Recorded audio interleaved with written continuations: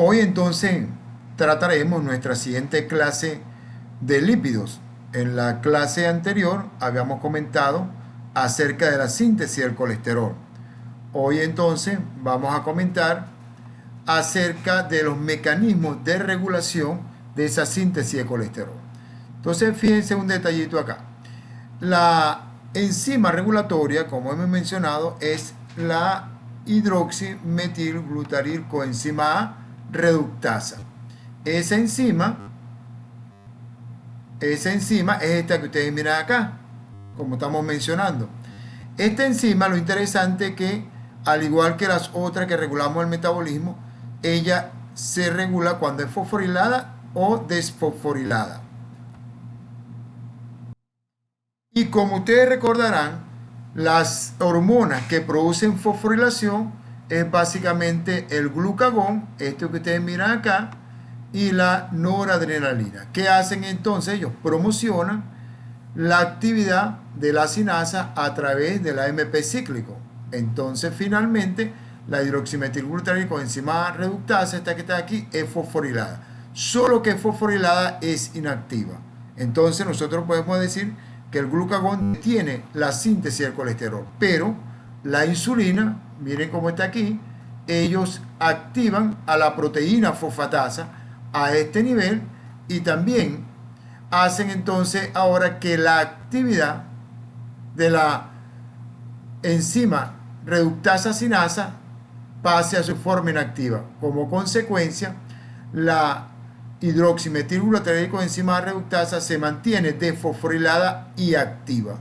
Esto hace entonces que la insulina, por este mecanismo, promocione la síntesis del colesterol. ¿Por qué? Porque de esa manera se activa a la hidroximetilglutarilcoenzima reductasa. Otro detalle interesante, fíjense entonces que esta enzima, hidroximetilglutarilcoenzima reductasa, puede ser inhibida, si miramos acá, por el producto final. La hidroximetilglutarilcoenzima reductasa, pasos más adelante, logra producir colesterol. El colesterol se convierte en oxiesteroles y esos oxiesteroles inhiben la síntesis del colesterol. ¿Cómo lo hacen?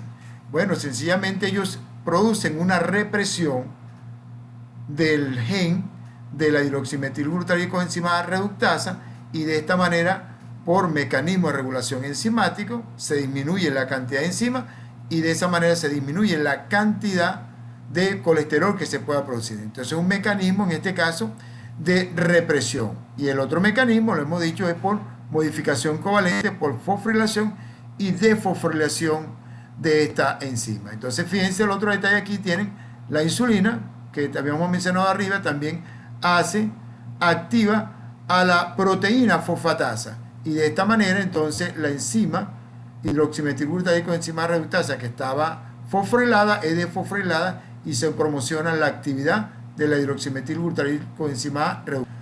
Ahora fíjense, el colesterol de la dieta inhibe la síntesis hepática solamente, porque la síntesis en cada una de nuestras células que producen colesterol para producir hormonas, para producir colesterol para su membrana, etcétera, no es inhibida, solamente se inhibe la síntesis a nivel hepático. El mevalonato y el colesterol inhiben a la hidroximetilglutarilcoenzima reductasa a nivel del hígado. El colesterol reprime la transcripción del gen de la hidroximetilglutarilcoenzima reductasa, que lo mencioné en la lámina anterior, y la captura de LDL inhibe la síntesis de colesterol, finalmente también en los tejidos y a nivel hepático, puesto que en los tejidos se captura LDL rica en colesterol y se utiliza para la síntesis de todos aquellos compuestos derivados de colesterol o inclusive para colocarlo dentro de la membrana. Por lo tanto, la que se captura ahí inhibe a la síntesis a todos los niveles. Y finalmente los remanentes de LDL que se capturan, pues llevan a que estos sean capturados y reempaquetados en LDL, y esto pudiera inhibir la síntesis de colesterol endógeno. La insulina y las hormonas tiroideas incrementan la actividad de la hidroximetilglutarilcoenzima reductasa, pero el glucagón y glucocorticoides la disminuye, como hemos mencionado. En esta lámina presentamos, fíjense entonces, cómo el mevalonato, que se convierte finalmente en colesterol, va a hacer su acción. Fíjense entonces, se hace una inhibición de la enzima hidroximetilbutárico enzima reductasa, lo hace en este caso el glucagón, y todo aquello colesterol que por esta vía estimula la inhibición o el bloqueo de la hidroximetilbutárico enzima reductasa. Lo interesante también acá es mencionar que esta enzima hidroximetilbutárico enzima reductasa que hemos mencionado acá, esa enzima puede ser objeto de tratamiento desde el punto de vista farmacológico. Y desde el punto de vista farmacológico utilizamos las denominadas estatinas. Entre eso tienen ustedes mevalonato, compactina, simvastatina, paravastatina, lovastatina, atorvastatina y rosuvastatina, estas dos últimas de mayor uso comercial en Venezuela, y que inhiben pues la acción de la hidroximetilbutárico enzima reductasa a nivel hepático. Podemos inhibir entonces a nivel hepático. Y en esta clase no hablamos de farmacología, no estamos hablando de la dosis, etcétera, pero sí que lo inhibe. El detalle interesante que debe darse en las primeras horas de la noche, de 6 de la noche en adelante, porque la hidroximetilbutárico enzima reductasa tiene un comportamiento de que ella obedece a un ritmo circadiano, es decir, que de noche esta enzima está activa y de día ya no lo está. Ahora veamos cómo sucede en la captura de ese colesterol a nivel de la célula.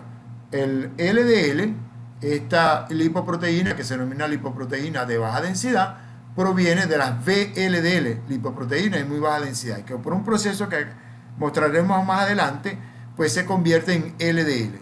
Estas LDL son capturados a nivel de la célula periférica, fíjense, se captura el éster de colesterol, pero también se puede capturar completamente toda la partícula, pues toda la molécula de LDL, toda la lipoproteína.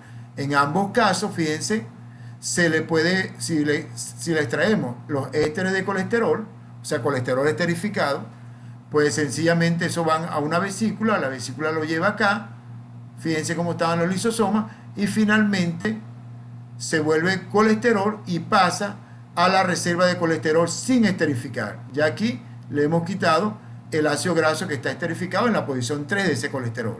Igualmente pasa si tomamos el LDL completo por endocitosis, que se capta a través de su receptor.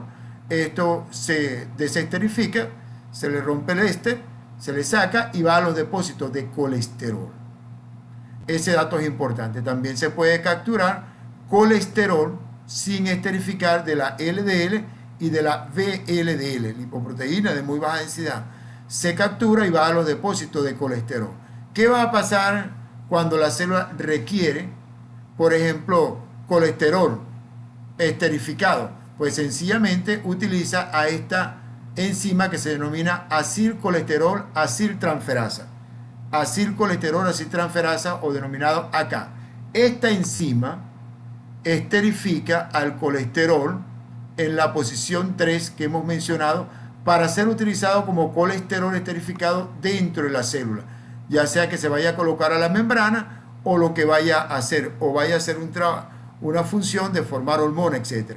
Si requerimos que ese colesterol esterificado que hemos capturado regrese a la forma de colesterol, utilizamos la éster de colesterol hidrolasa, que también actúa a estos niveles, y ella le quita el éster de colesterol.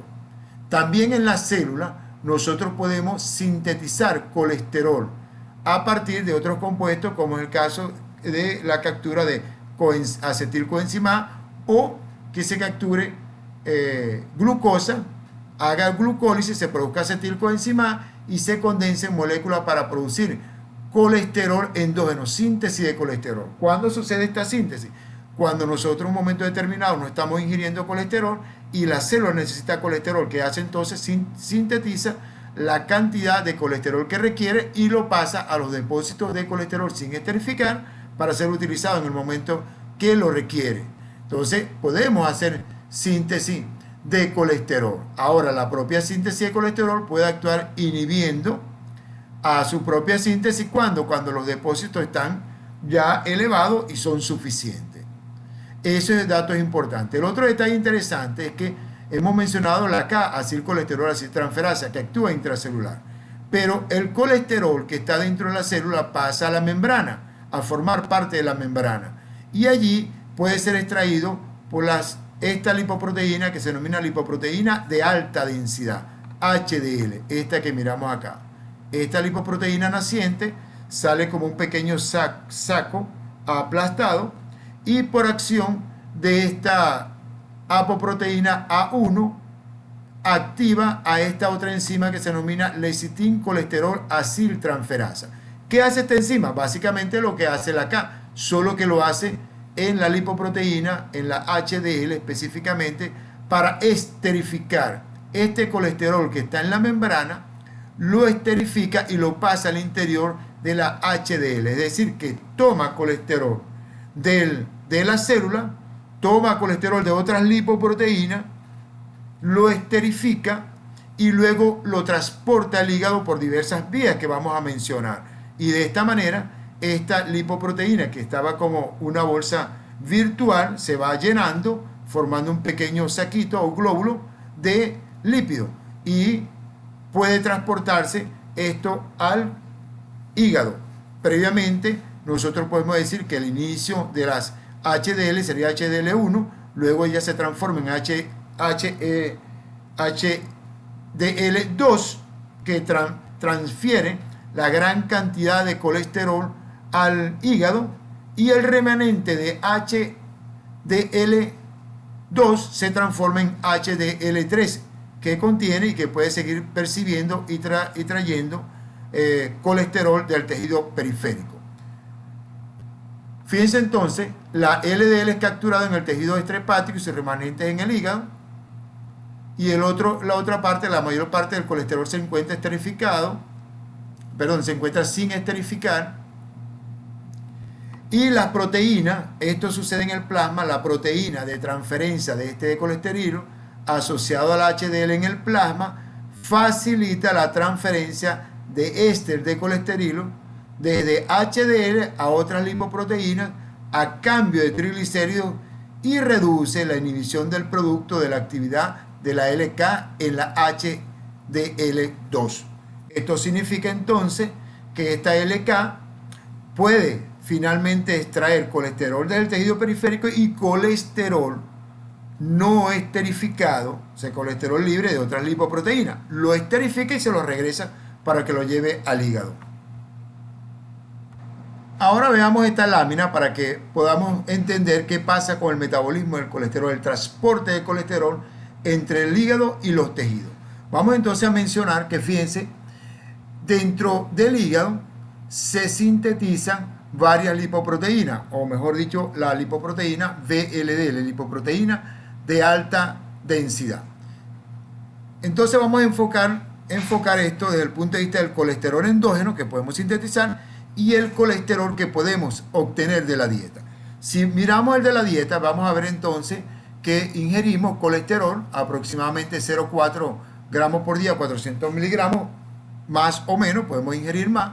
Ese colesterol proveniente de la dieta, más otro colesterol que viene en las sales biliares, como colesterol solo o como sales biliares, en la bilis proviene, van a ser reabsorbidos se absorben, se empaqueta en una lipoproteína en el enterocito y se transforma o se va a transportar por kilomicrones. Los kilomicrones, esto que miramos acá, contienen gran cantidad de triglicéridos, ésteres de colesterol y colesterol no esterificado.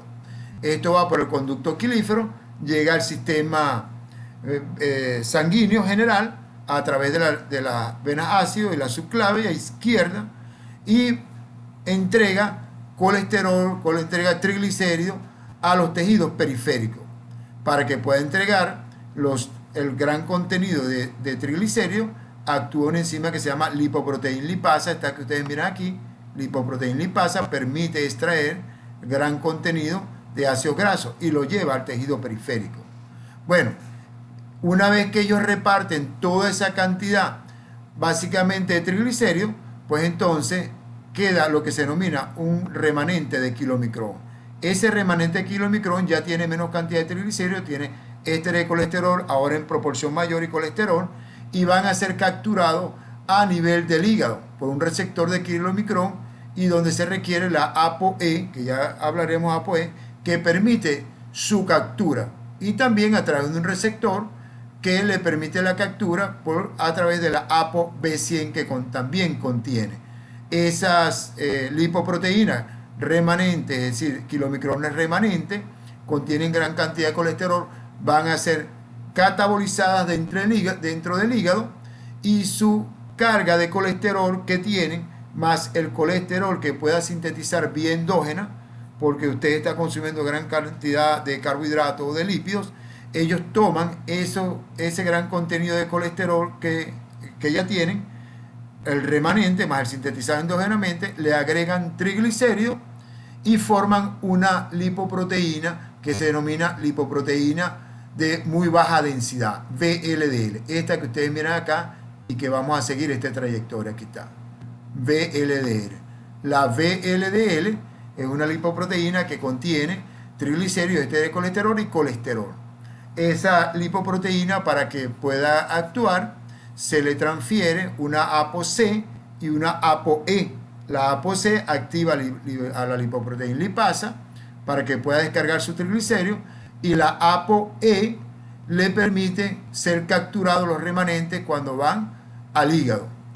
Desde esta lipoproteína VLDL se puede transferir triglicéridos a las HDL, como ustedes miran acá, y se puede a la vez obtener de ellos colesterol no esterificado, colesterol solo. Ese colesterol no esterificado se va a la HDL y por esta proteína transferidora de ésteres de colesterol y por la acción de la LK esterifica entonces este colesterol no esterificado, lecitin colesterol transferasa, lo pasa a la HDL y luego la proteína transferidora de ésteres de colesterol lo transfiere de regreso a esta lipoproteína, pero ya esterificado, y además le saca triglicéridos. ¿Qué va a pasar entonces con esta VLDL? Ellos reparten su cantidad de triglicéridos, básicamente se convierten en remanentes de VLDL denominadas IDL, que luego se transforman en LDL, como ustedes miran acá. Esa LDL entonces tienen la capacidad, tienen gran cantidad de colesterol esterificado y colesterol libre, como miramos acá, y ellos van entonces a transferir ese colesterol al tejido periférico por el mecanismo que mencioné anteriormente, ya sea que transfieran específicamente colesterol esterificado y colesterol solo, o que son tomados toda la molécula de lipoproteína y por endocitosis se meten al interior de la célula. Eso es mediado por un receptor de la lipoproteína, de la apoproteína que ellos contienen, que es la ApoB100, y también por la ApoE, que esa ApoE ha sido entregada por las HDL. Y la ApoC también es entregada por las HDL para que activen y le tomen los triglicéridos a las VLDL. Las LDL no tienen triglicéridos, entonces, o tienen muy poca cantidad, no transfieren triglicéridos. Entonces, el remanente, fíjense que queda finalmente de LDL, ese remanente va a ser capturado a nivel del hígado por estos receptores de la ApoB100 y ApoE, que le permite su captura, al igual que el remanente de IDL, que son remanentes de kilomicrones. Se capturan y sucede el mismo mecanismo anterior en el cual se desensamblan, se reempaquetan nuevamente en la VLDL y se mantiene el ciclo. Aquí bastaría entonces decir que toda esa cantidad de colesterol que tenemos acá, además se le va a entregar más colesterol que le entregan las HDL. Las HDL recolectan colesterol esterificado de las otras lipoproteínas, recolectan colesterol no esterificado ¿verdad? Colesterol no esterificado de lipoproteínas, colesterol no esterificado de otros componentes, y ella esterifica ese colesterol. Ese colesterol esterificado lo transfiere a las lipoproteínas y también al final son capturados por el hígado, y en el hígado se tiene entonces la gran reserva de colesterol. ¿Y qué va a hacer el hígado finalmente aparte de esta interrelación que tiene?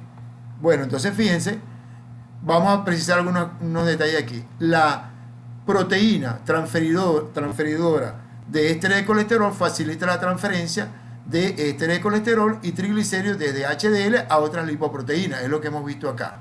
Ese dato es importante. Vamos entonces a decir, fíjese, la HDL2 rica en triglicéridos, que es la que ahora contiene gran cantidad de triglicéridos, va al hígado y reacciona con la lipasa hepática. Esa lipasa hepática le permite hidrolizarlo, y una parte de esa HDL2 se reutiliza como HDL3. Entonces ese HDL3 puede seguir capturando colesterol para después seguir el mismo proceso. ¿Qué va a pasar entonces? El colesterol hepático, que está esa gran cantidad de colesterol que está allí, se excreta en la bilis como tal, como colesterol libre, y se excreta también como ácidos biliares. Entonces, la gran cantidad que tenemos en exceso de ese colesterol que hemos llevado al hígado se transforma en sales biliares o ácidos biliares y colesterol. Hemos dicho además que gran parte de ellos entonces se recapturan vía absorción kilomicrón, y la bilis, que es lo que hemos mencionado acá, tiene el siguiente detalle: el 98-99% de la bilis que hemos secretado y del colesterol se recapturan y van nuevamente al hígado a través del sistema porta, es decir, se reabsorbe, va a un sistema porta hepático, y este se conoce como sistema porta hepático, que le permite hacer un reciclaje de las sustancias que van tomándose, van al hígado y se van regresando. Una pequeña parte de colesterol, fíjense, aparentemente de 2 a 1% o de 1 a 2% que no se ha podido absorber, se va a eliminar y se transforma por las bacterias, lo transforma en coprosterol. Este que ustedes miran aquí, el coprosterol.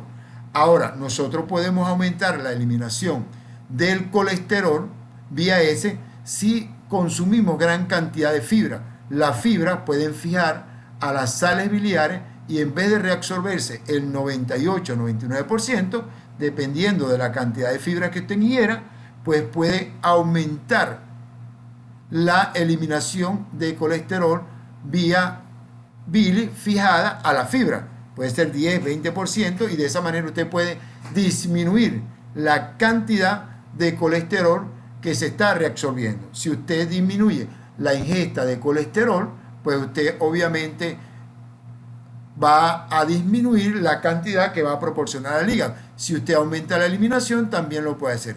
Hay actualmente medicamentos en la industria farmacológica que permiten fijar a las sales biliares y evitan también su absorción, y de esta manera se elimina gran cantidad de sales biliares y de heces grasas. Es decir, produce una esteatorrea, si produce evacuaciones de contenido líquido, pero gran cantidad de grasa, y de esta manera se puede eliminar colesterol por esta vía. Ahora es importante que mencionemos qué está pasando, cómo sintetizamos las sales biliares. Bueno, fíjense, proviene del colesterol, y por acción de esta enzima 7-alfa hidroxilasa, si miramos acá, esta es la posición 3, pues se va a hidroxilar en esta posición 7, perdón, esta que está aquí, 7-alfa hidroxilasa, se produce la hidroxilación primaria de ese colesterol. Para ello se requiere vitamina C, como ustedes miran acá, es importante que ingiramos vitamina C, fosfato reducido, que proviene de la vía de las pentosas fosfato, oxígeno, y hace entonces que se produzca este compuesto que se llama 7-alfa hidroxicolesterol. Este dato es importante porque después de diversos pasos se va a producir lo siguiente: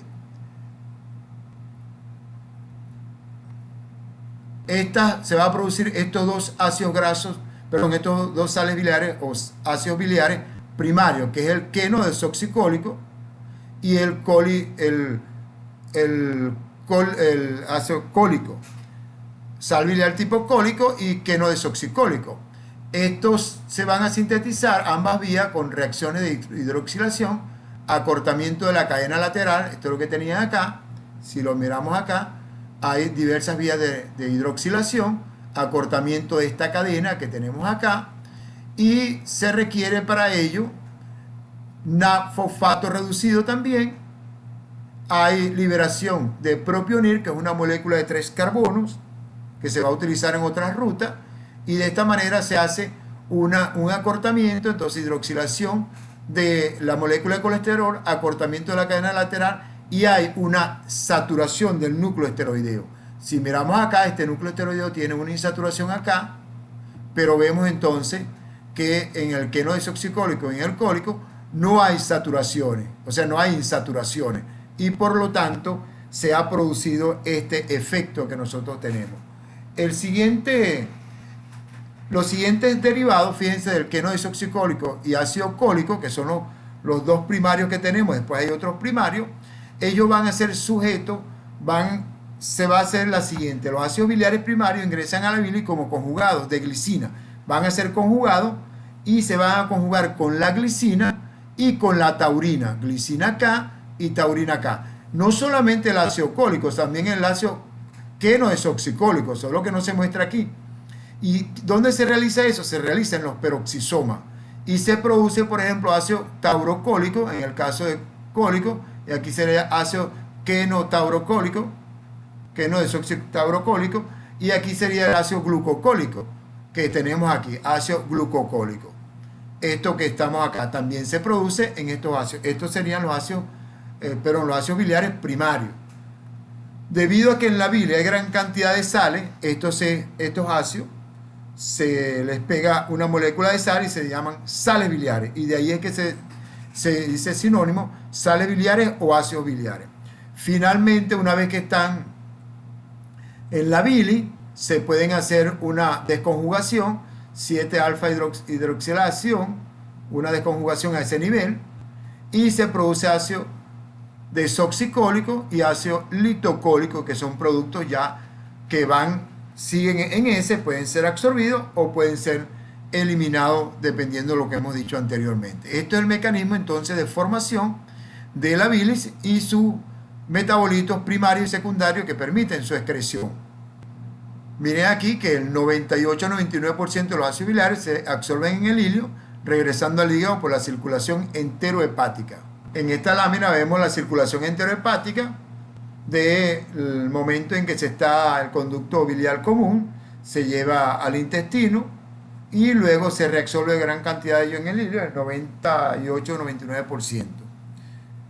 Esa es la circulación enterohepática. Esta es para ver cómo se emulsifican las grasas, en la cual se forman micelas, que lo que es básicamente tomar los componentes no polares o los grasas, se toma los contenidos de colesterol, de los ácidos grasos, la parte polar, la cabeza polar se expone hacia afuera, se le coloca proteínas a su alrededor y se hace entonces una micela, donde el núcleo central es apolar, pero la parte exterior permite entonces la acción con sustancias polares, como es el caso de la lipasa pancreática, etc.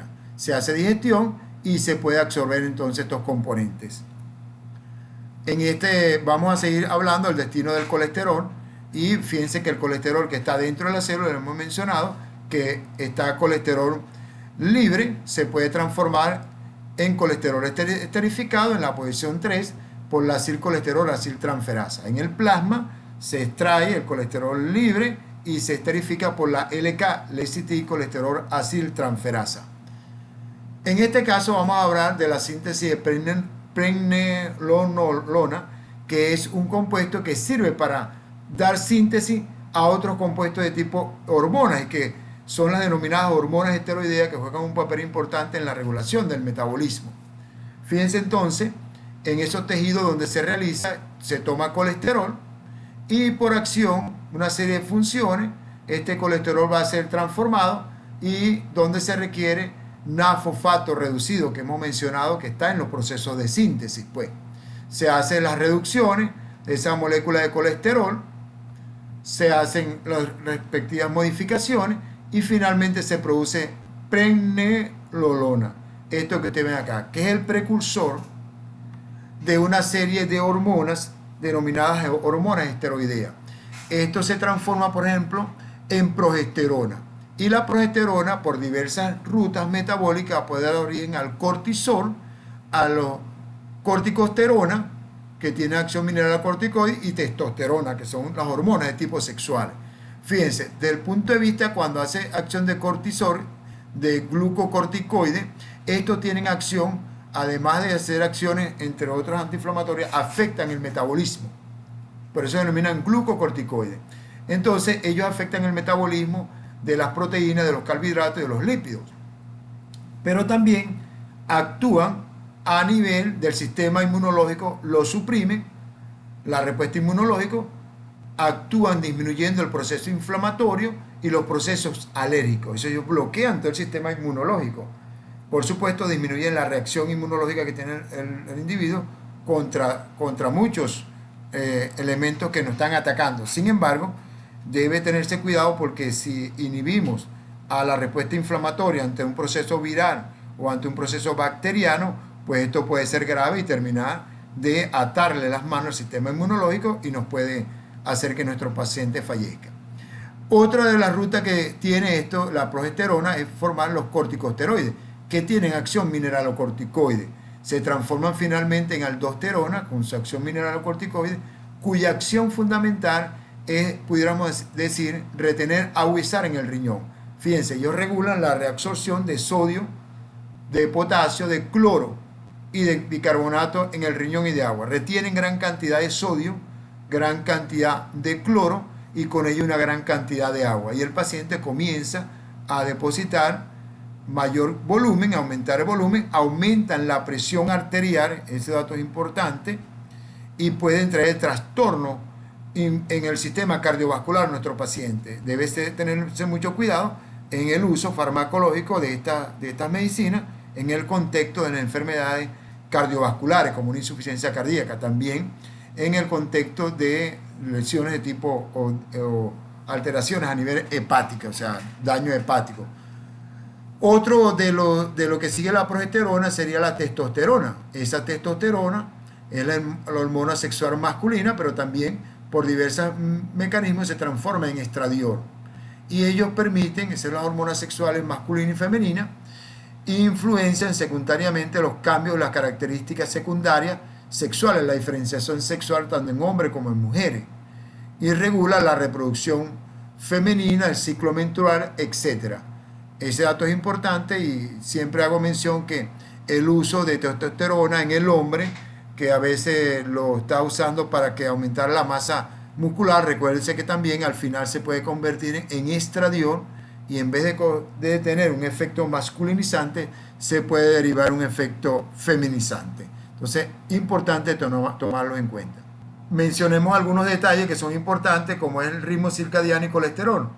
El colesterol, la síntesis del colesterol, la enzima hidroximetilglutarico, enzima reductasa, tiene un ritmo circadiano. Esto significa que su actividad se hace básicamente de noche, al comienzo de la noche.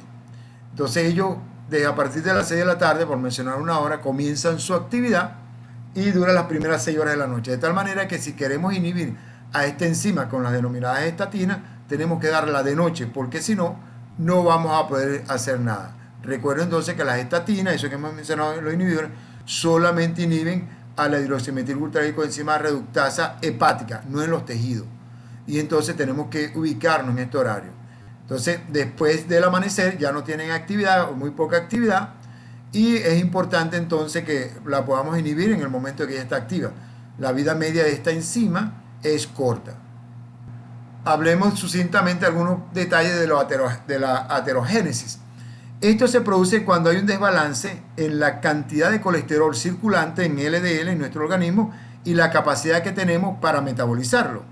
Obviamente, si hay una gran cantidad de la misma, de LDL, estos se van pueden ser oxidados, pueden ser transformados, puesto que no son todas capturados. Y una vez que son recogidos por el sistema de macrofágico, el sistema inmunológico, entonces no pueden ser metabolizados porque fueron modificadas.